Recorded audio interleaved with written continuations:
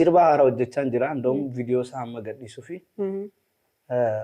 maal jedha wal nyaachuu dhifne wal nyaachuu nurraan bareedu wal hammachuu dhifne wal hammachuu nurraan bareedu wal gargaaru dhifne wal gurguru nurraan bareedu waliif qooduu dhifne wal qooduu nurraan bareedu kabaaf kibaa bahaaf dhiyaa jetteen qoodii namaaf dhiyaa wallaalu gandummaa naannummaa lagummaa gadhummaa baduu qaba waan akkanaa nuti Oromoo nama yaana ani nama seenaati ani nama aadaati ani nama saafuuti ani ilma abbaa gadaati ani ilma abbaa gadaati ani ilma abbaa gadaati ani ilma abbaa gadaa urjiin koo seenaaf aadaa madattoon kiyyaa odaa oromummaanaaf waadaa safuu qabnaa duudhaa seenaas ta'ee aadaa gudi facha mogasa ilma nama guddisaa kunaan kee dhaa kunaan koo jechu wal qoqqoodu meetii koo baanyaachu sirna gadaa hundaaf qixxeellaachu kan balleessee ararsee kana jese gumaa gadaa sirna cimaa murtiisaa dhugumaa